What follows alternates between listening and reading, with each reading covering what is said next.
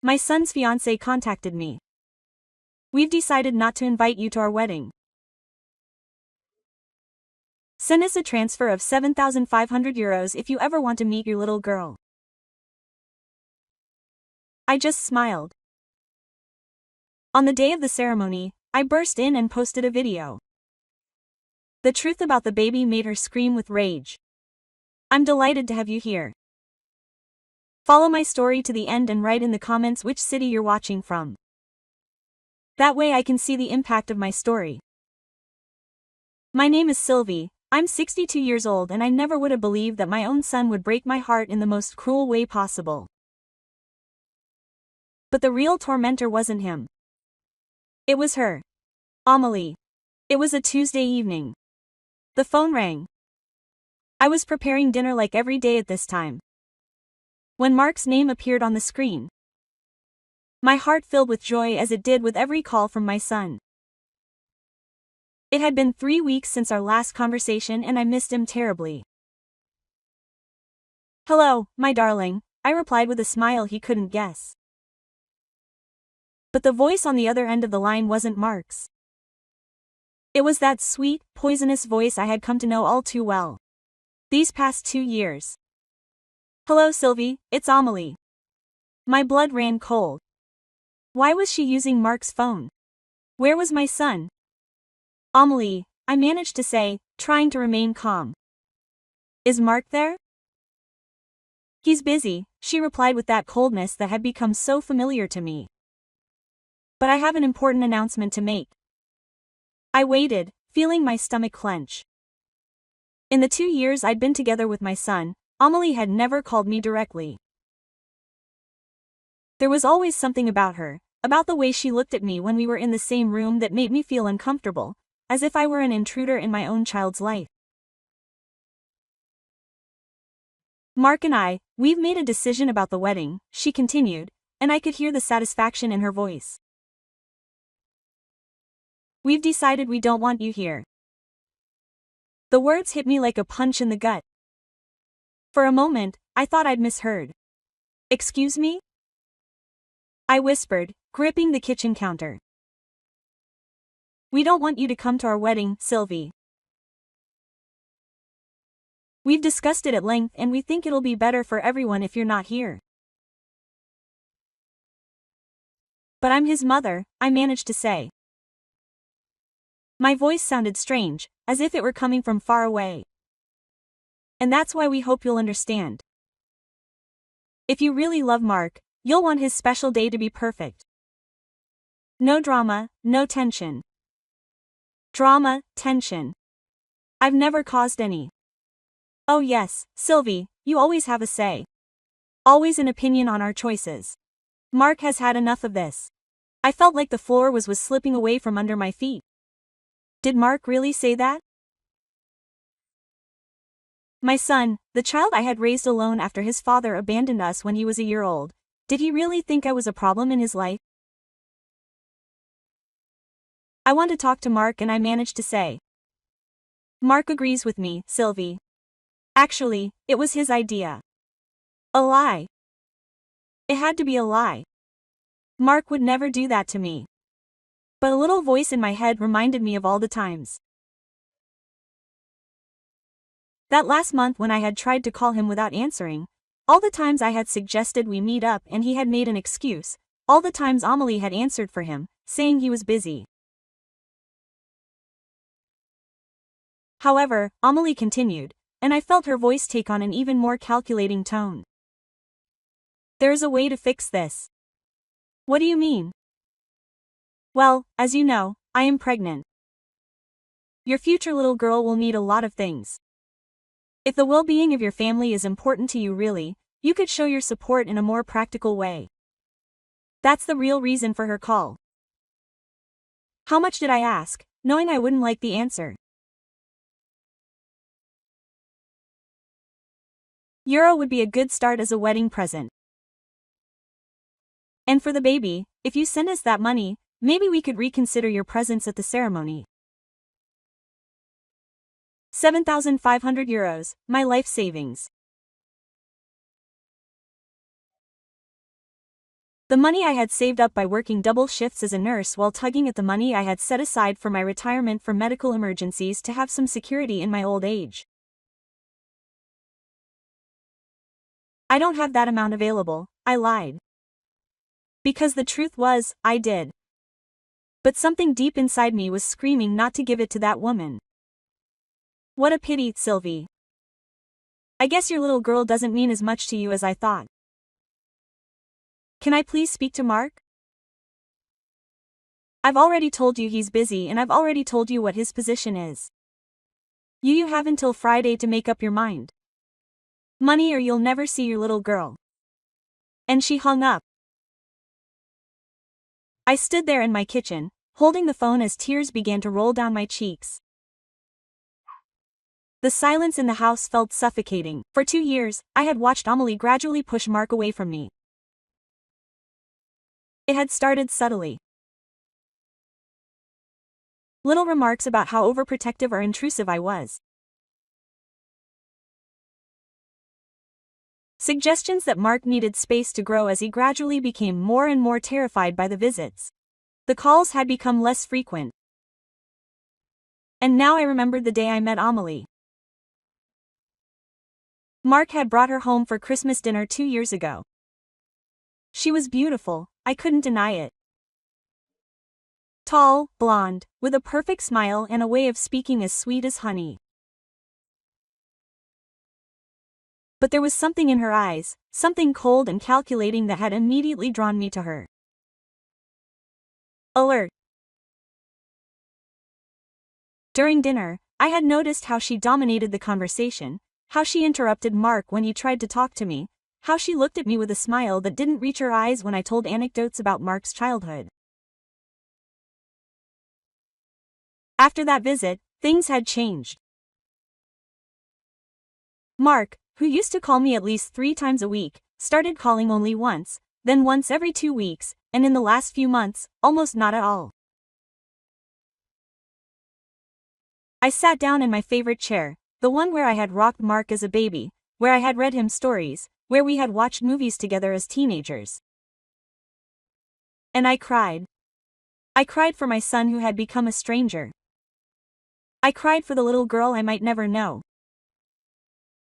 I cried for the cruel woman who had come into our lives and turned everything upside down. But as I cried, something else began to grow inside me. A small flame of determination. Because even though Amelie thought she had defeated me, she had made a mistake. She had underestimated me, and she had underestimated a mother's love for her son. The following days were torture. I couldn't concentrate on anything. I had stopped eating.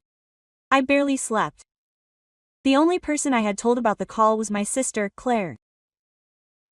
And when I did, I saw in her eyes the same indignation that I felt. Claire is 2 years younger than me, but she has always been the more pragmatic of the two of us. While I stayed in our hometown working as a nurse at the local hospital, she moved to Lyon and became a respected medical center director. Now, retired, she remained that woman who was not easily fooled. That girl is playing you, Sylvie, Claire told me when we met for lunch on Thursday. And they're the ones who worry me the most, that Mark won't have you. I didn't speak directly. Maybe he really thinks I'm a burden in his life, I whispered, absent-mindedly stirring my salad without touching it. Please, that boy adored you. Do you remember how he would cry when you had to do double shifts and you left him with me? Do you remember how he always said he wanted to be a doctor to help people the way you help your patients?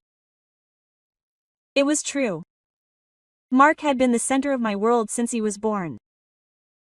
His father Richard had abandoned us when Mark was a year old, telling me he couldn't handle the responsibility of raising a family. Since then, it had been just Mark and me against the world. We had been more than mother and son. We had been best friends, confidants, life partners. Claire, do you think it's possible that I did something to push Mark away without realizing it? My sister grabbed my hand across the table. Sylvie, you sacrificed everything for this boy. You did double shifts to pay for her studies. You sold Mom's car to give her the door to her apartment. The only thing you did wrong was loving her too much. So why does he let her treat me like this? Because this woman is manipulating him. And there's something else that bothers me about all this. What? Claire leaned forward, lowering her voice. All the times you've told me about their visit, the phone conversations, something doesn't add up with her pregnancy. What do you mean? Well, according to you, she announced she was pregnant in January, right? Yes, at New Year's Eve dinner. And it's now April. That would make her about 4 months pregnant. Yes, more or less. But the last time you saw her 2 weeks ago at the supermarket, you said you could barely see anything. That was true. I had run into Mark and Amelie at the supermarket a few weeks ago and it had been one of those awkward, forced conversations. Mark had told me I barely looked into her eyes and Amelie kept her fake smile the whole time. But when I looked at her belly, you could barely make out a small curve. Nothing spectacular. Maybe it's not very noticeable on some women, I said. But my voice sounded unconvinced, even to me. Sylvie, you were an obstetrics nurse for 100 years. You've seen hundreds of pregnancies at Formoy. Especially for a first time, it should be more noticeable. She was right. When I was pregnant with Mark at Formoy, I already had a sizable belly, and in all my years at the maternity ward, I had seen that most first-time mothers showed more at this stage. Also, Claw continued, don't you think it's strange that she didn't invite you to any medical appointments or ultrasounds? Most pregnant women, especially first-time mothers, want to show everyone their ultrasound photos. That was true. Amelie hadn't shared any ultrasound photos. Hadn't mentioned a date for the appointment, hadn't mentioned any pregnancy symptoms. In fact, every time I asked how she was feeling, she quickly changed the subject. And another thing, Claire added, when you saw her 2 weeks ago, was she eating anything special? Was she avoiding a food? Pregnant women often have very specific cravings or aversions. I thought back to that encounter at the supermarket. Amelie had eaten sushi from the deli section and had a coffee. No responsible pregnant woman would do that, especially during the first trimester that extends into the 4th month. Claire, what are you implying? I'm not implying anything right now. I'm just saying that there are some things that don't add up. And considering that this woman is asking you for 7,500 euros for the baby, I think it's worth investigating a little. Investigate how? My sister smiled. And for the first time since for days, I saw a glimmer of hope. Well, it turns out I have a friend who works at the clinic where Mark said Amelie was being treated. Sandrine worked with me for years before moving there. I'm going to ask her a few questions, casually. Wouldn't that be a breach of medical confidentiality? I'm not going to ask her to look at any files, just to confirm if she really saw that woman there. Sandrine works at the reception. She sees all the patients. That afternoon, while Claire investigated, I stayed home, trying to process everything. My mind was filled with memories from the past few months, searching for signs that I might have overlooked. I remembered Mark's birthday party in February. Amelie had insisted on having it at an expensive restaurant and had ordered wine. When I asked her if she should drink, she said the occasional glass wouldn't hurt. It was them that had struck me as odd. From someone who was supposedly pregnant. I also remembered that in March when I went to visit them at their apartment, Amelie had moved heavy furniture without taking any precautions. When I offered to help her, saying that she shouldn't do any physical exertion in her condition, she replied that her doctor had told her that exercise was good for her. And then there was the question of money. Ever since Amelie had come into Mark's life, he had started asking me for small loans of 500 here, 1,000 there, always with the promise of repaying them, but he had never done so and now this demand of 7,500 euros. My phone rang, interrupting my thoughts. It was clear. Sylvie, you have to come to my place right away. Sandrine just called me and we need to talk. What happened? Not on the phone, come on.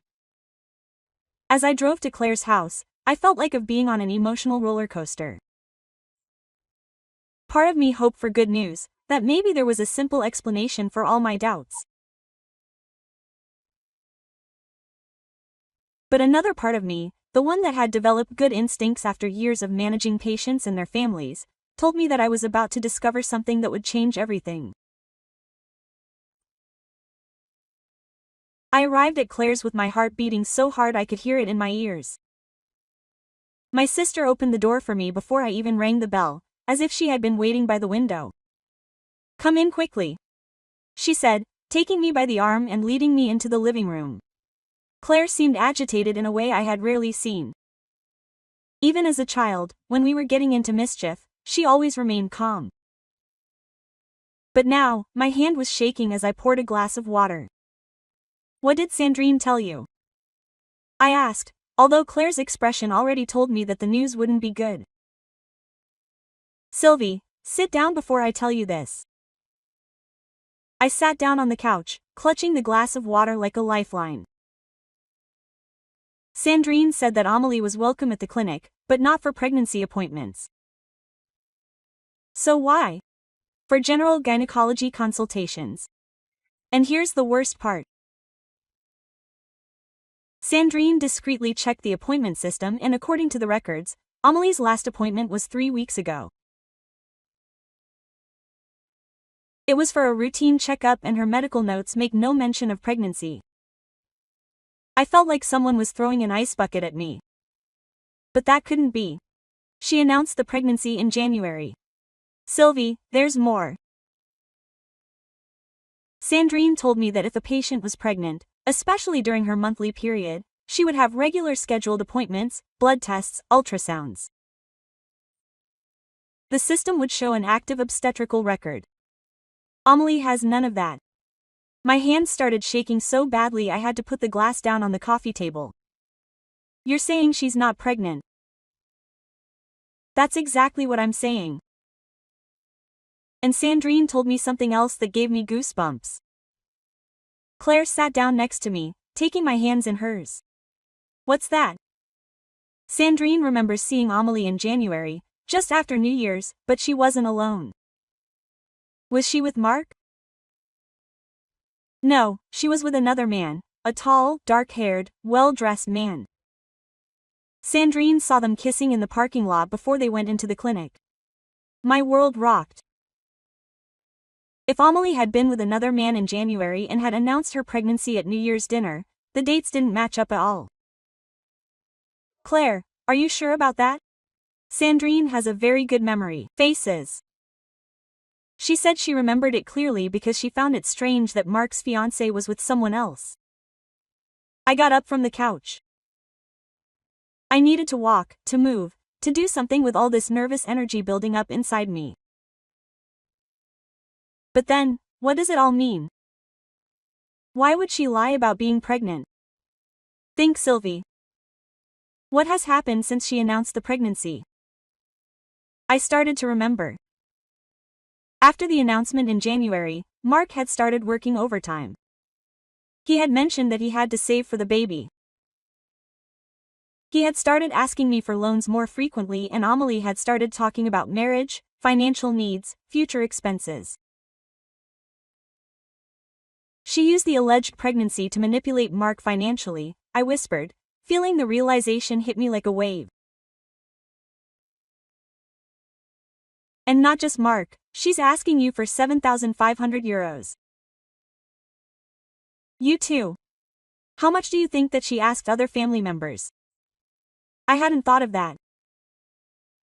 Amélie's parents had died in an accident years before, but she had uncles and cousins. Could she have told them the same story? Could she have asked them for money too? Clearly, we need to tell Mark. Sylvie, do you think he'll believe you? This woman has him completely bewitched. He'll think you're making things up because you're jealous or bitter. She was right. In the state of mind Mark seemed to be in, he'd probably think I was trying to sabotage his relationship out of spite. So what do we do?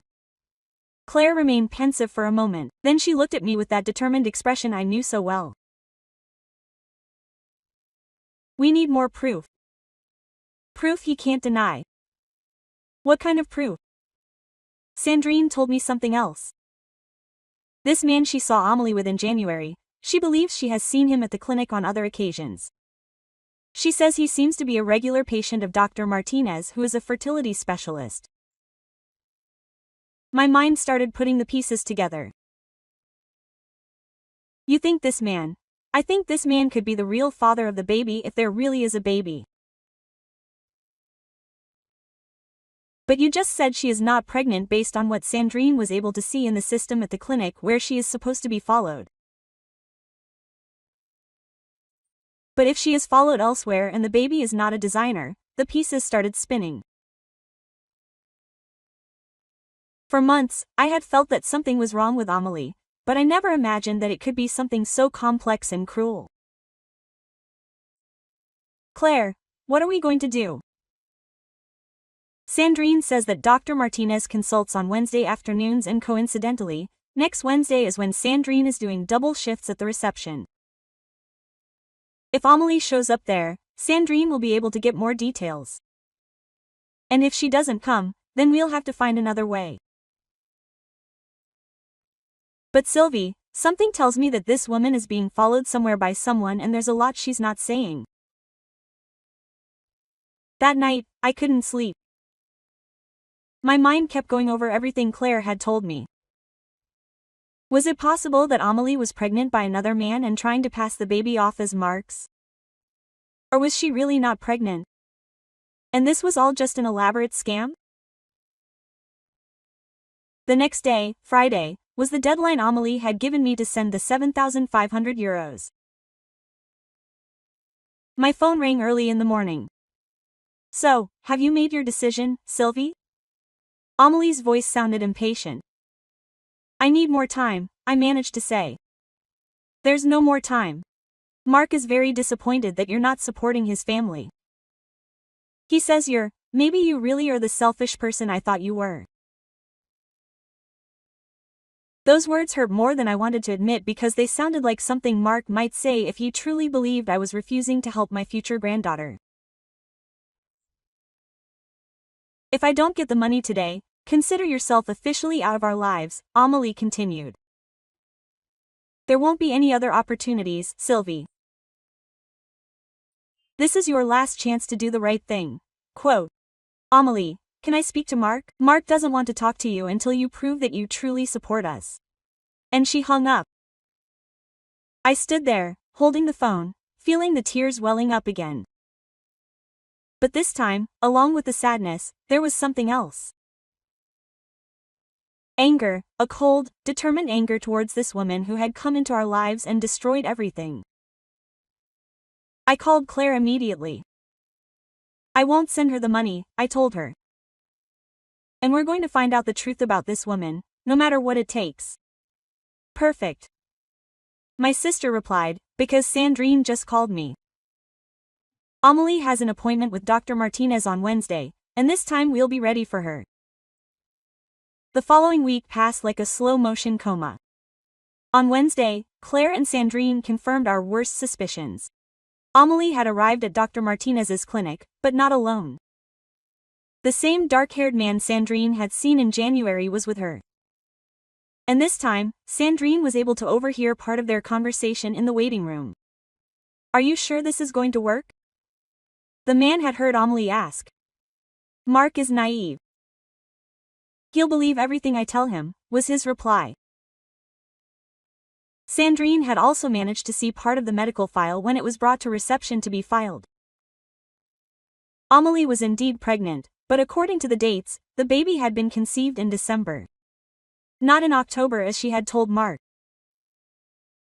And most shocking of all, the father's name on the documents wasn't Mark, but David Leroux, the man who was with her. Claire called me that afternoon to tell me everything. When she finished speaking, I remained silent for several minutes, digesting the magnitude of the betrayal. "Sylvie, are you there?" my sister asked. "I'm here," I whispered. "I just can't believe someone could be so cruel." "What do you want to do?" It was a good question. Part of me wanted to call Mark immediately and tell him everything. But Claire was right. He probably wouldn't believe me. Amelie had woven her web of lies very carefully and Mark was too blinded by her to see the truth. "The wedding is tomorrow," I finally said. Yes, Sandrine was able to get copies of the documents. She has photos of the most important pages and she also has a video of Amelie with David at the clinic. She discreetly recorded them with her phone. My sister had thought of everything. In my years as a nurse, I had learned that documentation was crucial. Without solid proof, it would just be accusations. "Claire, do you have the address of the wedding venue?" "Yes. Sandrine told me that Mark had mentioned it would be at the Domaine de la Rivière." "Why?" "Because I'm going there." "Sylvie, they said they didn't want you there." "Exactly. And that would be their downfall." The wedding day dawned sunny and beautiful. One of those perfect days that seemed perfect for celebrations. Ironically, it would also be the day when the truth would come out. I got dressed in my best suit, the navy blue one I had bought for a wedding 2 years ago but had never worn. I applied my makeup meticulously. I styled my hair elegantly. If I had to confront Amelie, I would do so by appearing like the dignified woman I was, not the desperate beggar she thought I was. Claire arrived at my home in Fifenor. We had planned to arrive just before the ceremony began, when it would be harder for Amelie to have us evicted without creating a scene. "Do you have everything?" she asked as we got into the car. I touched my bag, where a tablet with all the photos Sandrine had taken, as well as medical appointment dates and information about David Leroux, sat. "I have everything." The Domaine de la Rivière was exactly the kind of place Amelie would have chosen. Elegant, expensive, designed to impress. There were luxury cars in the parking lot, and I could see through the windows that there were many guests. "Are you ready?" Claire asked. I took a deep breath. "Ready." We entered through the front door as if we were expected guests. The receptionist didn't even ask our names. He was too busy directing other guests to the ceremony room. We followed the crowd to a beautiful covered terrace overlooking the river. There were rows of white chairs decorated with flowers and at the front, under an arch of roses, stood Mark. My heart sank when I saw him. He looked so handsome in his black tuxedo, but he also looked nervous and tense. For a moment, I hesitated. Was I really going to ruin my son's wedding day? But then I remembered the cruelty in Amelie's voice when she had threatened me on the phone. I remembered the months of manipulation. The lies. The way she had kept Mark away from me. And I remembered that if I didn't do something now, Mark would live the rest of his life raising another man's child, believing it was his own. Claire and I found ANAF seats in the back where we would be less visible. The music began to play and the guests stood. Amelie appeared at the entrance, radiant in her white designer dress. She carried a bouquet of white roses and a smile that would have fooled anyone who didn't know her as I did. She walked gracefully up the aisle, greeting the guests with little okimites. When she arrived at the hotel, Mark smiled at her with such love that my heart ached. My poor son had no idea what awaited him. The officiant began the ceremony with the traditional words about marriage, love, and fidelity. The irony was almost unbearable. If anyone here knows a reason why these two people shouldn't be one in marriage, let them speak now or forever hold their peace. This was the time. I stood up slowly. "I know a reason." A murmur of surprise ran through the audience. Mark saw me and his expression changed from confusion to anger. Mom, what are you doing here? Amelie had not said anything, but she quickly composed herself. Mark, your mother clearly can't accept that she's no longer the most important woman in your life, she said in a soft voice, but loud enough for everyone to hear. I walked forward, feeling all eyes on me. My heart was pounding so hard I thought it was going to burst out of my chest, but my voice came out firm and clear. Mark, your fiancé lied to you most of all. That's enough, quote. Amelie shouted. Security. Get this woman out of here. But before anyone could move, Claire approached with the tablet in her hand. Mark, your fiancée is pregnant, but the baby isn't yours. Are you crazy? Amelie shouted, but I noticed her voice was shaking slightly. The real father's name is David Leroux, I continued, and I have the medical evidence to prove it. Claire handed me the tablet and I began showing the photos Sandrine had taken. Here are the medical records from Dr. Martinez's clinic. It shows that Amelie is pregnant. Yes, but the dates of conception don't match what she told you. And here, I have another photo. It has the real father's name. Mark approached to look at the screen, his face changing from anger to confusion to horror. These are fake documents, Amelie stammered. Are the CEOs fake too? I asked, playing the video Sandrine had recorded of Amelie with David at the clinic. On the video, Amelie could clearly be seen kissing another man and part of their conversation about cheating on Mark could be heard. Absolute silence fell over the audience. Mark stood motionless, staring at the screen with an expression I will never forget. Mark, Amelie whispered, trying to take her hand. I can explain everything. He pulled away from her as if she were burning. Can you explain how the baby that is supposed to be mine was conceived a month after what you told me? Can you explain why another man's name appears as the father on your medical records? Amelie looked desperately at the audience as if seeking support, but found only shocked and disgusted faces. The date must be wrong, she said weakly. Doctors make mistakes. And the video of you with that man is a mistake too. Ameh then collapsed. She literally dropped to her knees, crying. Don't you understand? She shouted at Mark. David left me when he found out about the pregnancy. I had no one else. You love me. You are going to take care of me and the baby. So, do you admit that he's helping? Mark asked in a dangerously low voice. Amelie didn't answer. She just continued to cry. Mark slowly removed the wedding ring from his finger and let it fall to the ground. The small metallic sound was deafening in the silence of the terrace. It's over, he said simply. Then he turned to me. Mom, can you take me home? The days following the cancelled wedding were a whirlwind of emotions. Mark had moved in with me temporarily. They hadn't arrived since Swanti. Seeing him there in his old room reminded me so much of his adolescence that at times I forgot everything that had happened. But Mark was no longer the happy boy I had raised.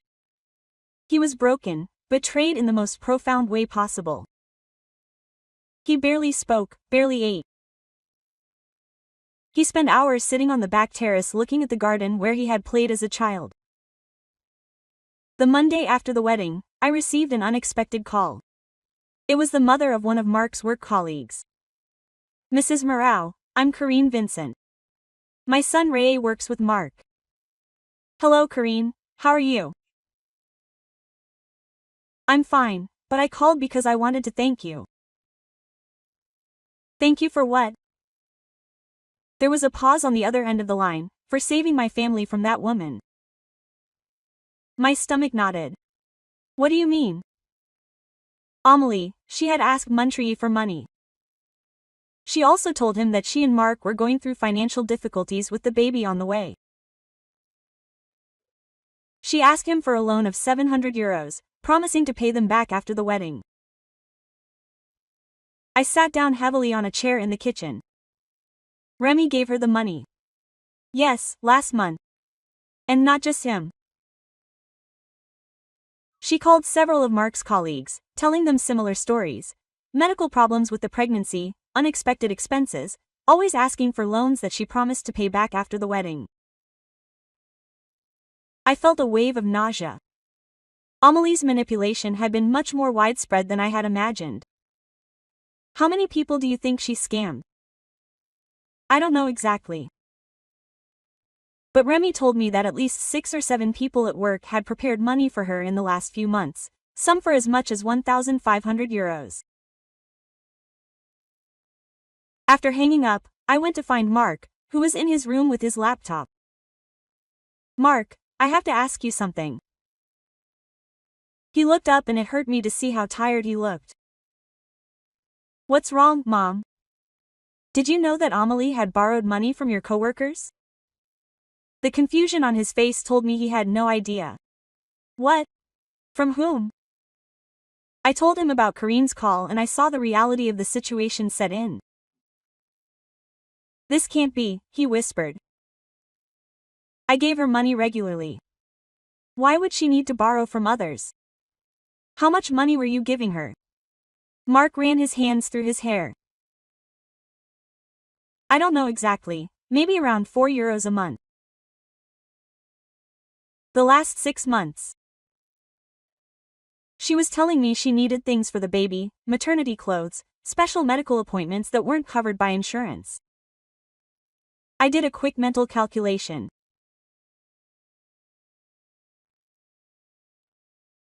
Between what Mark had given her, what she had asked me for, and what she had apparently swindled from her coworkers, Amelie had easily collected many more euros in the last few months.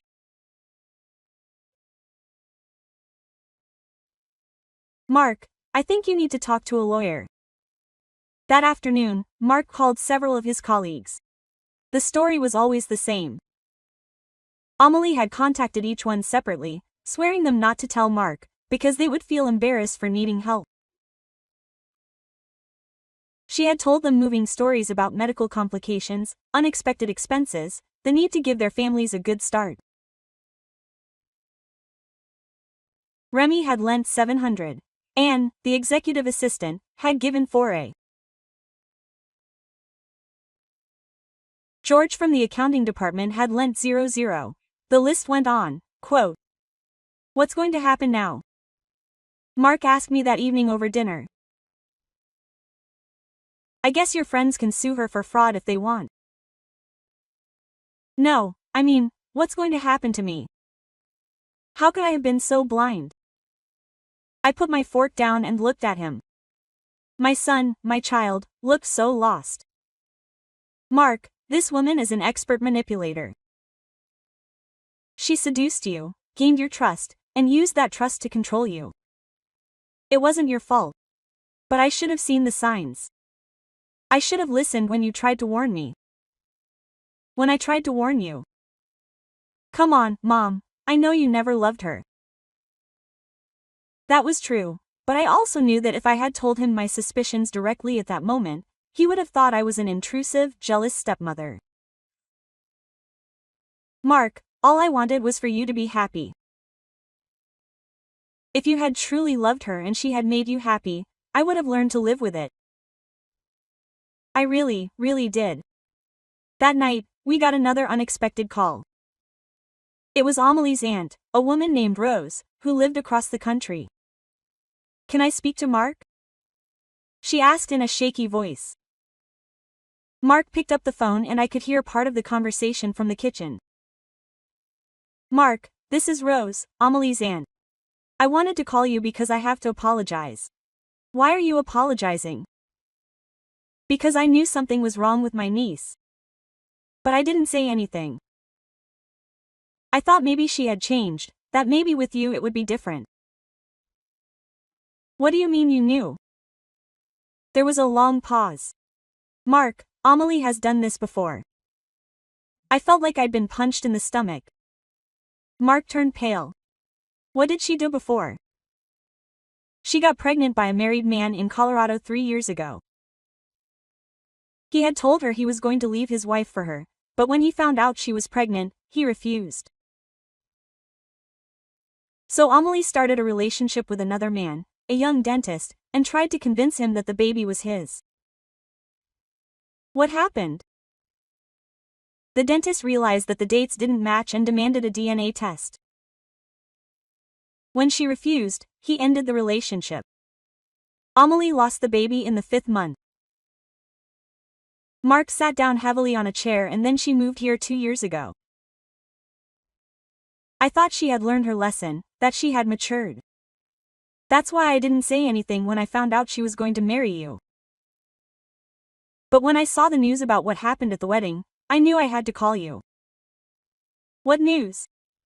You haven't seen social media? Mark and I looked at each other. Neither of us had checked Facebook or Instagram since the wedding. No, Mark said. The story went viral. Someone filmed what happened at the ceremony and posted it online. Amelie received hundreds of negative comments. Her photo was everywhere. After Mark hung up, we sat in silence for a long time. How could I not have realized that she was a professional con artist? He finally asked. Because you're a good person, Mark, and good people tend to see the good in others, even when there's none. I'm so sorry I cut you out of my life, Mom. I'm so sorry I believed that lie about you, it doesn't matter anymore. Quote. I mean, of course it did. Those months of separation had been the most painful of my life. The important thing is that now we know the truth. But even as I said Colorado, I knew it wasn't over yet. Amelie had lost Mark. She had lost the money she had hoped to get from the wedding. And now she was being publicly humiliated. A woman like her wouldn't give up easily. And I was right. That same night, around midnight, the calls started. First to my phone, unknown number. When I answered, I heard Amelie's voice, but it sounded different. Hysterical. It's all your fault. She screamed. You destroyed my life, Amelie. You destroyed your own life with your lies. Quote. Mark loved me. We were going to be happy, but you couldn't handle it. Mark deserves to know the truth about the baby that isn't his. It could have been hers in her heart. It could have been his. But you ruined everything. And she hung up. 5 minutes later, Mark's phone rang. It was her again. This time, she wasn't screaming. She was crying, begging. Mark, please listen to me. We can fix this. I know I made mistakes, but I love you.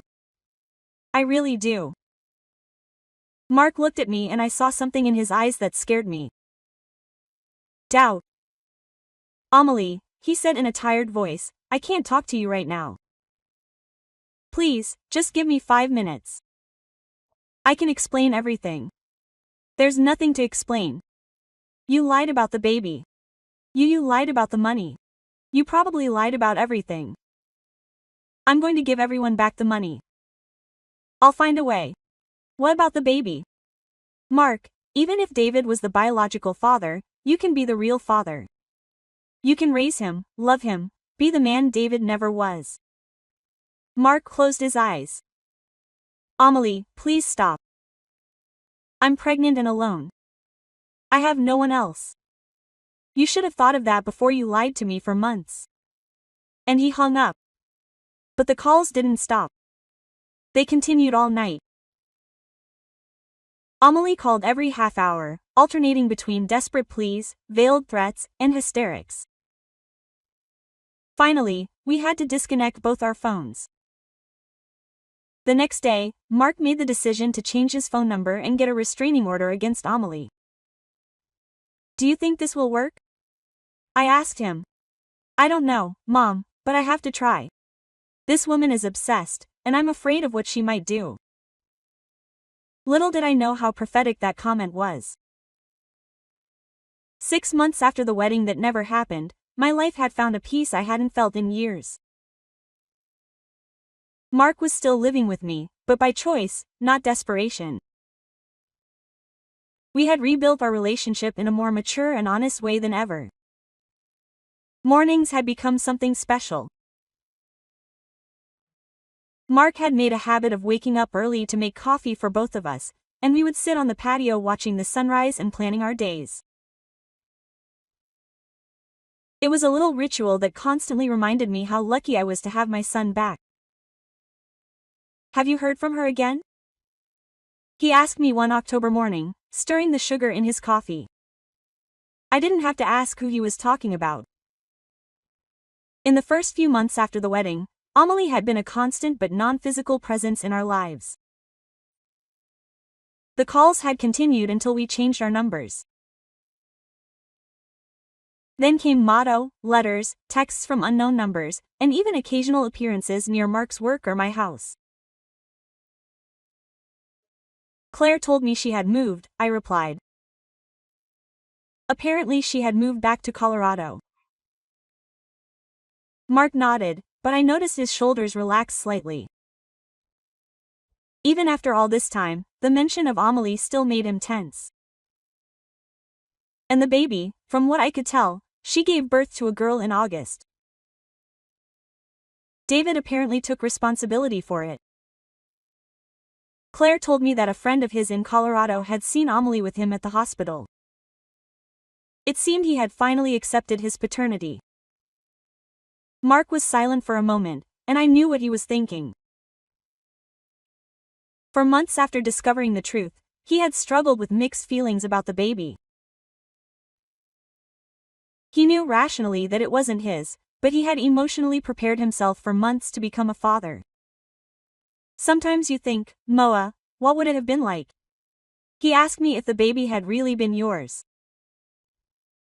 I thought carefully about my answer.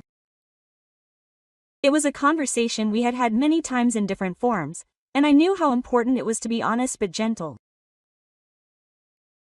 "I think you would have been a wonderful father," I finally said. "And I think when the time comes with the right person, you will be a wonderful father." Quote. Mark smiled, the first genuine smile I had ever seen him give when talking about this topic. "And do you think that moment will come?" "I am certain of it, and I had reason to be certain." Last week, Mark had started mentioning a coworker named Andrea. At first, it was casual mentions, but gradually, he began talking about her more. Andrea was an engineer like him. She was 2 years younger and apparently possessed a sense of humor that made Mark laugh in a way I hadn't heard in a long time. "Are you going to have lunch with Andrea today?" I asked, trying to sound casual. Mark looked at me with an amused smile. "Yes, Mom. And yes, I like her. And no, I'm not ready to bring her home yet." Quote. I laughed. I wasn't suggesting anything. Of course not. After Mark left for work, Claire came to visit me. She'd gotten into the habit of stopping by the house a few times a week since the whole drama with Amelie. I think she was more worried about me than she admitted. "You seem fine," she told me as we settled into the kitchen with tea. "I feel fine. No nightmares at all. Don't worry about the things that might happen if Amelie came back." I had nightmares, especially in the first few months. Dreams about Amelie convincing Mark to come back to her, about me losing my son forever. But gradually, those nightmares disappeared. "Sometimes I think about it," I admitted. But clearly, this woman taught us something important.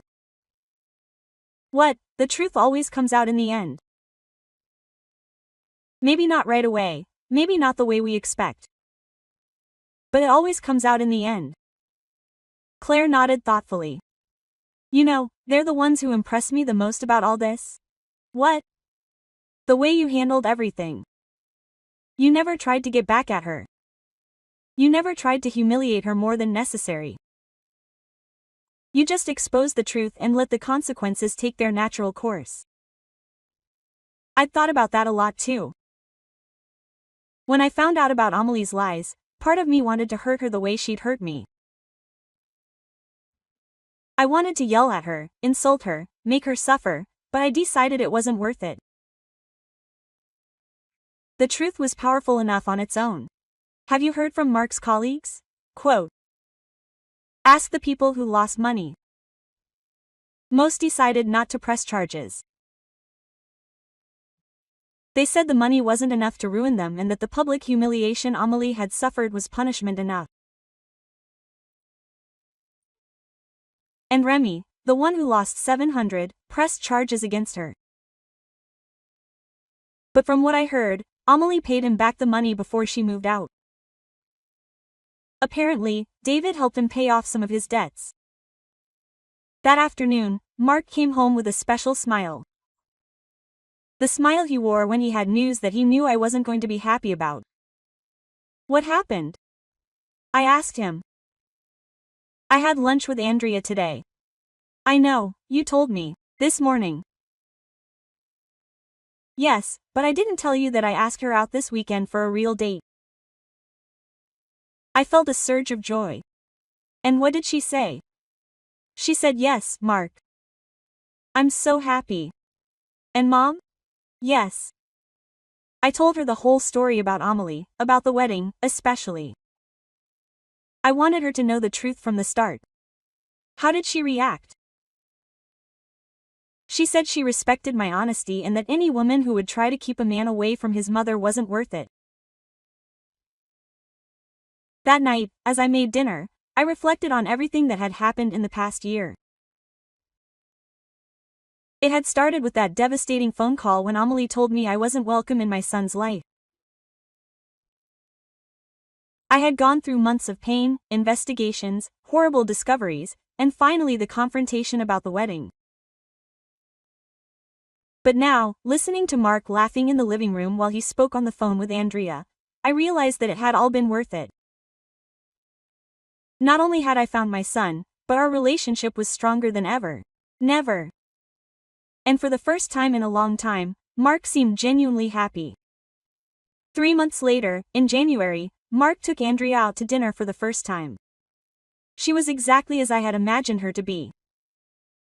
Smart, funny, genuine. But it was them that I loved the most. It was the way she looked at Mark, not with the blind adoration I had seen in others, but with real respect and genuine affection. And most importantly, she didn't try to monopolize his attention. When Mark and I started talking about his childhood, she listened with genuine interest, asked insightful questions, and even laughed heartily when I told embarrassing stories about him. She's very different from Amelie, Mark whispered to me as Andrea helped with the dishes. Yes, I agreed. She's a real woman. 6 months later, Mark told me that he and Andrea had moved in together. And 6 months after that, he asked me my blessing to propose to her. Are you sure? I asked him, not out of doubt about Andrea, but because I wanted to make sure he was emotionally ready. More certain than I've ever been about anything in my life. Mom, he replied, Andrea makes me a better person. She makes me want to be better. And never, not once, did she try to keep me away from you or make me feel guilty for loving you. Mark and Andrea's wedding was everything their first wedding should have been. Small, intimate, filled with genuine love. Andrea had insisted that I help him plan it, and the experience had been completely different. No impossible demands. No drama, no trying to impress anyone, just two people who genuinely loved each other, surrounded by the people who loved them. When the officiant asked if anyone had any objections, Andrea looked at me and winked. We all laughed, including Mark. During the reception, Mark asked me to dance with him. Thank you, Mom, he said as we swayed slowly. Why? For saving me, for not giving up when I pushed you away, for loving me enough to risk getting mad at you. You're my son, Mark, I'll always fight for you. I know. And now Andrea knows it too. As we danced, I looked around the room. Claire was at a table, laughing with Mark's work friends, many of whom had been swindled by Amelie. Andrea was dancing with her father, beaming with happiness. It was a scene of pure joy and peace. I never heard directly from Amelie again. Occasionally, Claire would bring me second or third-hand news. She'd had other problems with David. Apparently, their relationship hadn't worked out after all. She tried to contact Mark once more, but he had handled the situation with firmness and maturity, making it clear to her that this part of her life was over for good. A year after Mark and Andrea got married, they gave me the most wonderful news. They were going to be parents. This time, there was no doubt, no drama, no lies, just pure joy. When my little girl Emma was born and I held her in my arms for the first time, I thought about how far we had come to get to these moments. I thought about Amelie and the pain she had caused, but also about the lessons she had unwittingly taught us about true love versus manipulation, about the importance of honesty, about the value of fighting for your real family. Emma grew up surrounded by genuine love, without lies or manipulation. And when she was old enough, I would tell her about her grandmother who had fought for her family, not out of revenge, but out of love. Sometimes, sitting on the terrace watching Emma play in the garden where her father once played, I reflect on everything that happened. I regret nothing I did. The truth had to come out, and although it was painful, it freed us all. Amelie had tried to destroy my family with lies and manipulation. Instead, she had unintentionally made it stronger. And that, more than any revenge I could have planned, was the sweetest victory.